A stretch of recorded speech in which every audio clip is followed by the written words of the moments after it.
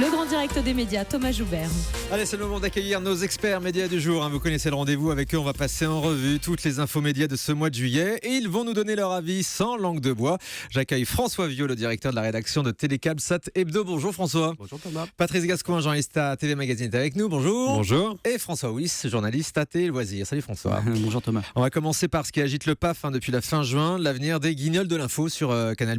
Dans un premier temps menacé, on a appris la semaine dernière que les marionnettes reviendraient bien à la rentrée, mais en crypté, et surtout avec de nouveaux auteurs, puisque les historiques se sont fait virer. François Wyss, est-ce que les guignols sont morts ? La question c'est de savoir ce que veut faire Canal+ et Guignol, parce qu'il les passe en crypté. Alors on nous dit que ça va être un produit d'appel pour les abonnements. Je suis pas sûr que les Guignols de 2015 aient l'attractivité qu'ils avaient il y a 15 ou 20 ans. Maintenant, si c'est un enterrement en douceur, ça y ressemble un peu, surtout si on vire les auteurs. Ça me semble plutôt, on les met, on voulait pas les tuer parce qu'il y a eu un petit peu la petite levée de bouclier médiatique de la fin juin, début juillet, et là on les enterre en douceur, quoi. François Viau, pour vous aussi c'est la fin ?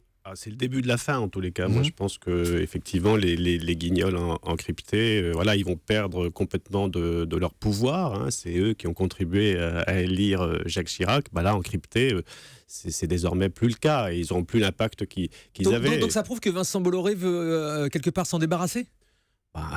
C'est clair, moi je pense que là, sincèrement, on aurait pu d'ailleurs les mettre à 20h40 après le petit journal en clair, ça aurait été possible. Là ce sera donc 20h50 encrypté. Et 20h50 encrypté, vous imaginez alors certes ils gardent leur budget, certes ils sont sur Dailymotion sur Internet et ils vont être en clair le dimanche, la semaine des guignols. C'est pas vraiment une nouveauté, mais là, moi je pense que les guignols là sont décapités. Patrice Gascoin, effectivement c'est un peu de liberté d'expression qu'on tue à petit feu, mais à un moment moi, je vais apporter quand même un bémol sur ce qu'on a titré, ce qu'ont titré nos amis du Parisien sur le côté viré des auteurs.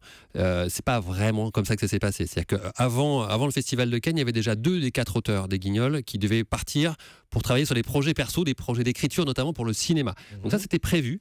Voilà, donc ça c'était prévu, et il faut dire aussi qu'à Cannes à ce moment-là tout le monde pensait que ça allait repartir. Donc il y avait des nouveaux auteurs qui devaient être intégrés progressivement. Ça allait se faire par passage de témoins. Il y a d'autres pistes, il y a d'autres noms qui circulaient, qui commencent en général par écrire des sketchs, et puis après qui commencent à écrire pour les vraies voix des Guignols. Donc c'est pas 4 auteurs virés, c'est une présentation un peu déformée. Après, il n'empêche que la violence avec laquelle ça a été fait, ça ressemble quand même à une manière de mettre de côté, petit à petit, à étouffer un espace de liberté d'expression. Ça, c'est dommage. Ils y sont bien pris, Canal+, là, dans cette histoire, Patrice Gascoin ? La preuve que non, puisque c'est quand même un peu une marche arrière, même si le nouveau patron de Canal, Maxime Saada, enrobe ça en disant c'est magnifique, regardez comment on va les mettre en exposition, c'est une pépite, etc. Non, c'est bon, ça suffit, quoi. François Wyss. Mais je pense quand même que tout le monde a utilisé à fond les réseaux sociaux pour faire valoir son point de vue dans cette affaire. Et c'est pour ça aussi que c'est sorti y compris les politiques. Je pense qu'il était plutôt de leur mettre une balle en la nuque en plein creux de l'été et pas que ça se passe comme ça fin juin. Malheureusement, ça s'est vu, c'est ça ? Non, sincèrement, ils étaient la locomotive du grand journal. Maintenant, ils deviennent le wagon de queue du petit journal, quoi. Oui, c'est bien vu. On va rester sur Canal, puisque outre les guignols, Canal+ a annoncé tous ces changements de la rentrée. Donc Maïtena au grand journal à la place d'Antoine Decaune, Daphné Burki à la nouvelle édition à la place d'Ali Badou, Ali Badou à la place de Maïtena au supplément. En fait, c'est quoi ? C'est les chaises musicales, là, François Wyss ? Oui, d'ailleurs, c'est un peu une concrétisation de ce qu'on dit, une reprise en main, parce que si on regarde bien, c'est finalement toutes les mêmes émissions, toutes les mêmes têtes, mais personne ne fait la même chose ou n'est dans la même case. Ouais. Donc c'est un petit peu une façon peut-être de montrer, regardez, les stars, c'est ni les animateurs, ni les émissions que tout le monde vénère, mais c'est les patrons qui ont la main. Pour moi, c'est ça que ça illustre, ce jeu de chaise musicale. Attends, François, il y a quand même des nouveautés. Antoine Decaune qui a une nouvelle émission, Antoine s'en fiche. Et puis, il y a aussi... Un lot encrypté, ça. Oui, ce sera encrypté. C'est un lot de consolation. Donc et puis, on peut dire qu'il retrouve un certain ton. Je crois que ça n'a pas quoi faire de lui, là, honnêtement, non ? Oui, mais en fait, on va retrouver l'Antoine Decaune qu'on aime, celui pour de service Rapido. On ne vire pas Antoine Decaune comme ça, donc forcément, avec tout ce qu'il représente, le nom, le milieu de la télévision, le milieu du cinéma, tout l'entre-gens qu'Antoine Decaune, on ne le vire pas comme ça. Donc effectivement, c'est un petit moyen de faire passer la pilule. Cela dit, sera peut-être plus à l'aise dans cette émission. Il ne sera rien qu'à lui qu'au grand journal. On est tous d'accord. Puis il y a une nouvelle émission d'humour le dimanche. Eric et Quentin qui ont un nouveau format, etc. Donc là, pour vous, Canal+ bouge.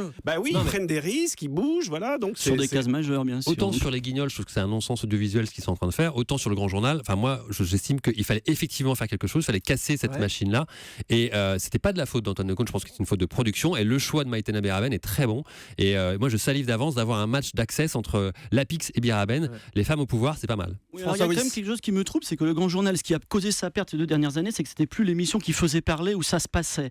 Et dire on va l'alléger en politique ou la dégraisser en politique au moment même où on entre dans l'année 2016 de pré-campagne présidentielle avec les primaires, ça me semble un peu Je suis pas sûr incohérent. que ce soit ça le problème du Grand Journal. Je pense bah, que c'était c'était un- l'ultra séquençage, le fait que personne n'entend Pardonnez-moi parler. Patrice, Oui, c'était mais quand même un non, petit peu ça. C'était C'est à vous, c'était Ruquier où ça se passait, où il y avait du buzz comme on dit, où il y avait les invités, où il se passait des Mais oui, clashs, mais des pourquoi- choses. pourquoi il y avait Le du Grand buzz Journal ne vivait plus depuis 2 ans, il ne s'y passait plus pourquoi il y rien. avait du Oui, buzz. mais alors, l'animatrice va pas tout changer. Bon, Ah bon, on est bien d'accord. le Grand Journal était en déclin, c'est une prise de risque maximum en quelques semaines. Comment refonder Leclerc? Moi, je trouve que là, Elle a les épaules pour. Elle a les épaules pour. oui, mais Bah, est-ce qu'elle a les Biraben, donc, un bon chroniqueurs? Est-ce choix. qu'elle a les chroniqueurs? Est-ce qu'elle a l'équipe? Non. Oui, mais pour c'est pas l'instant, elle il y a- qui va faire le succès ou pas. Elle, c'est un atout, mais après, il faut qu'il y ait du contenu, il faut qu'il y ait une bonne programmation, il faut qu'il y ait des événements Tout à qui fait. s'y Alors, passent. attendez, on a parlé de reprise en main de Canal+, notamment de Vincent Bolloré. On a parlé de gros changements.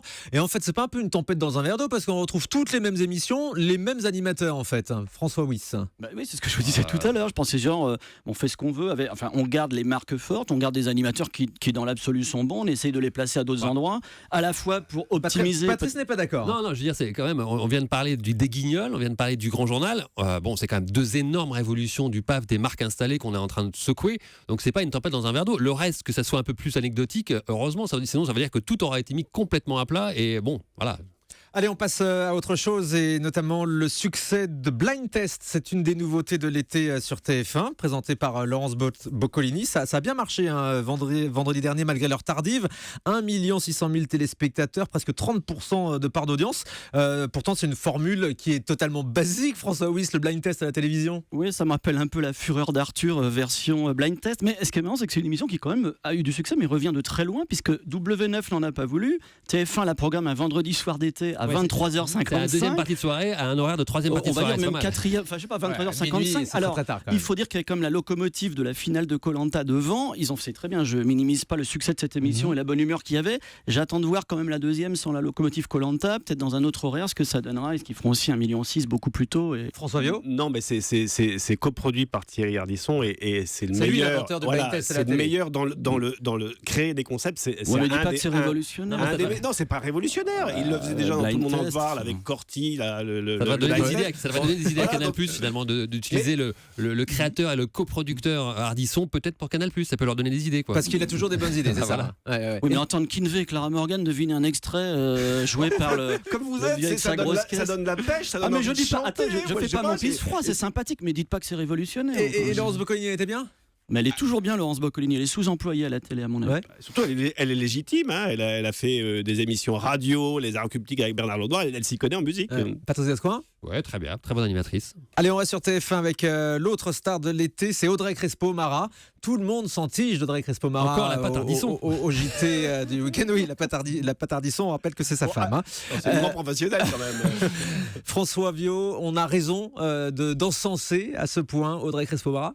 Oui, parce que c'est dans les réseaux sociaux, on l'a vu, c'est un vent de fraîcheur, c'est un beau sourire. Mais au-delà, moi, je trouve qu'elle a apporté sa patte, pas la patte Ardisson, mais sa patte à elle, de grande professionnelle.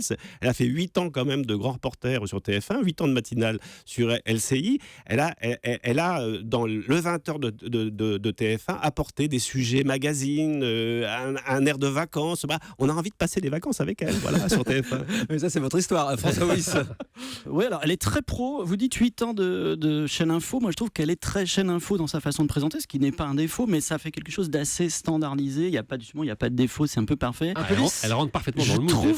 Je trouve qu'Anne-Claire Coudray a un petit côté Girls Next Door, un peu plus d'originalité dans Girl sa Next façon Door, la d'être. fille d'à côté, c'est ça, hein? Et d'ailleurs, dans TV Grand Chaîne, on a fait un sondage qui montre que finalement, on a demandé sur les 3 présentatrices, Claire Chazal, Anne-Claire Coudray et Audrey Crespo-Mara, laquelle était préférée du public. Et à 57%, c'est Anne-Claire Coudray. Alors vous me direz, Audrey Crespo-Mara n'a qu'un week-end week-end Oui. dans les jambes en termes de notoriété, mais quand même, c'est surtout Claire Chazal n'est pas première de ce sondage-là, elle arrive juste à 27%, et on voit bien que c'est Anne-Claire Coudray qui aujourd'hui tient la corde pour reprendre le fauteuil de titulaire, et peut-être Audrey Crespo-Mara en joker. C'est la logique, Patrick mais Patrice Gascoigne. là, François, je pense que votre goût pour les brunes vous fait un peu douter, quoi. C'est entre la brune et la blonde, chacun a ses goûts, c'est normal, quoi. Je pense qu'Audrey Vive le changement.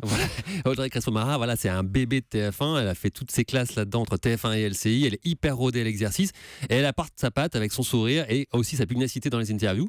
C'est une très bonne recrue. Peut-être que Anne-Claire Coudray a du souci à se faire. Et puis il faut dire que c'est une des rares vraies nouveautés de l'été en termes de visage, donc du coup tout le monde Ah bah, c'est la s'intéresse seule, aussi c'est sûr. à elle parce qu'elle crée la nouveauté. Quoi. Allez, on termine avec la rentrée d'Énergie 12. On y voit un petit peu plus clair sur la grille de rentrée. Donc Mathieu Delormeau n'aura plus d'émission. Valérie mince. Damido arrive avec son labo. Karima Charny, une ancienne animatrice de W9, arrive également sur Énergie 12. En clair, moins de télé-réalité, plus d'émissions grand public. Patrice Gascoigne, c'est la bonne formule? Énergie 12 poursuit sa mue. Donc il y a des gens à qui ça fait mal, Mathieu Delormeau, Mamérica Moulet qui finalement est parti, c'est bien dommage, c'est un mauvais choix à mon avis de la part d'Énergie 12. Et puis il y en a d'autres qui se réjouissent. Pas grand-chose, elle a fait des émissions. Elle était censée faire plein de choses et de plus en plus de choses. Et puis il y en a d'autres qui se réjouissent de cette nouvelle peau. Castaldi, c'est un très bon choix. Valérie Damido, c'est un très bon choix. Donc Énergie 12, c'est assez malin. Je pense qu'ils sont en voie de se D8iser. Ça peut être pas mal. C'est exactement ce que j'allais dire parce qu'on voit qu'ils font le coup de D8 Merci, en François. 2012, c'est-à-dire de prendre un petit peu des gens qui ont besoin d'un second souffle comme Valérie Damido ou Benjamin Castaldi, des concepts éprouvés comme l'Académie 9, lancer un talk, là ce qui va lancer le labo de Damido, c'est un peu du TPMP version test scientifique, du touche pas à mon poste. On voit, ils essayent de faire ça maintenant. Est-ce qu'ils auront les moyens financiers de le faire, de faire venir d'autres visages? Karima Charny, c'est un bon signe quand même vis-à-vis d'un public plus jeune. Je pense qu'en tout cas, il y a. C'est vrai que D8 a quand même beaucoup plus d'argent qu'Énergie 12. En tout cas, ce que Vincent Broussard, le patron du pôle TV, nous annonce au printemps, je veux changer, je veux faire quelque chose de plus familial avec des visages de proximité, des visages familiaux. C'est en train de se mettre en place. Pour le moment, l'ambition, le casting est à la hauteur de l'ambition.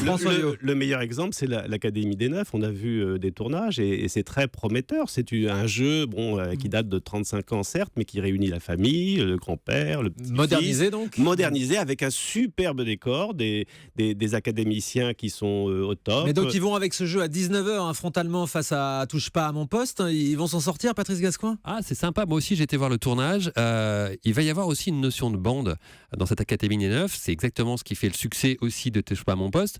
Donc, ils vont laisser du temps, ce qui n'a pas été forcément le cas avec le jeu qu'avait lancé Koé, qui était de bonne qualité. Il y a une bande. Ça va pas s'arrêter du au bout de 2 mois si ça marche Donc, pas? non, je pense qu'il y a le temps. Puis surtout, ils ont pas cassé le format, la mécanique, ils l'ont simplement modernisé. Et je rappelle quand même que l'Académie des Neufs a été reprise avec succès en Angleterre. François Vieux. Et puis vu d'où ils viennent, François Wisma. Et vu d'où ils viennent, Vous appelez tous François ici. ouais, c'est le critère de recrutement. Et vu d'où ils viennent, je pense que comme ils étaient quand même tombés très bas avec le MAG, avec des audiences à 300 000 de mémoire, vraiment ils peuvent que monter sur les fins d'après-midi et de toute façon ils ont que un terrain de conquête. Nouveau visage donc d'Énergie 12 à la rentrée.